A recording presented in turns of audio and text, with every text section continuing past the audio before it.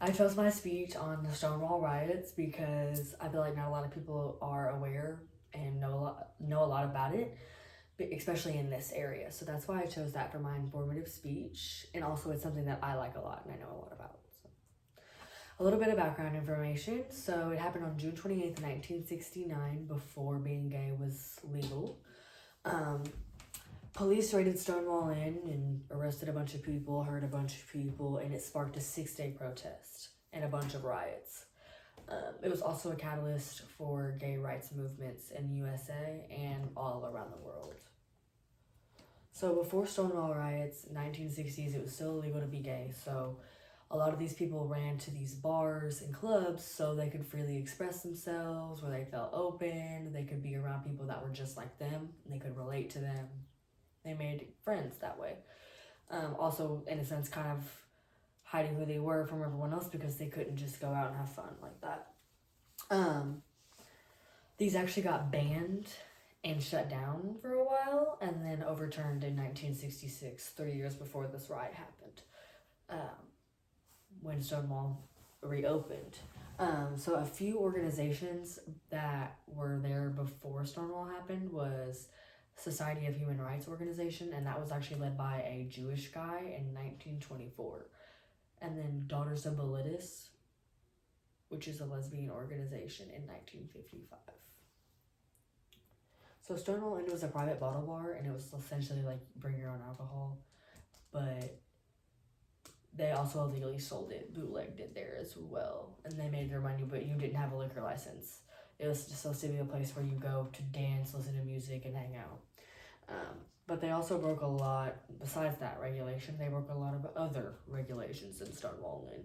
They didn't have running water behind the bar, or like a 3-sink essentially, where you have your soap water, your rinse water, your sanitizer water. They didn't have that, which is nasty. How are you washing the cups? The drinks were watered down along, you know how they scored it out. Watered down soda and alcohol. And there was no fire exit either. And the toilets in the bathrooms were disgusting. Like, they didn't have any maintenance going on. And this was also a home to homeless people and runaways and drag queens. Not only was it for gay people, but drag queens, anyone who clearly felt welcome. That's kind of what it was for also. It was really cheap to enter as well, so of course everyone was going, and then you didn't have to pay for alcohol, or if you did, it was pretty cheap as well because it's illegally being sold to you. And then they always got tipped off for these riots, so it was never foreign to them. Like, they knew, like, this happened all the time, but usually they'd get tipped off so they could hide their alcohol and all the other stuff that they had. But the morning of the raid, because it was in the morning, they didn't get a tip-off, so police came on in with a warrant and took everything they had, found alcohol, found people being gay, and if they didn't know your gender, because again, they welcomed drag queens, they took you to the bathroom and found out what you were. Kind of weird to me. But police arrested 13 people and injured a bunch of people as well, just going in and causing destruction pretty much. But what really popped everybody off was when policemen hit a lesbian upside the head while loading her into the police car.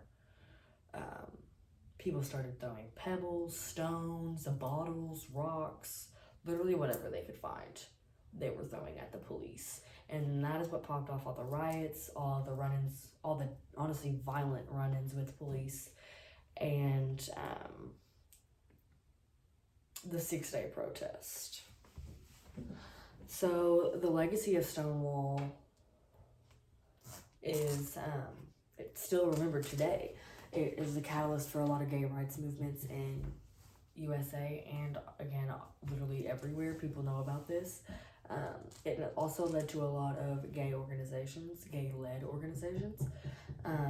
The Gay Liberation Front, which this is actually them in the picture, and then Human Rights Campaign, GAAD, and then PLAG, which those are both like families who are closely related to gay people, because those people also go through a lot of turmoil because of that, which doesn't make any sense. But and this was also so a lot on the 1 year anniversary, they go to Stonewall Inn and they march from Stonewall to Central Park in New York.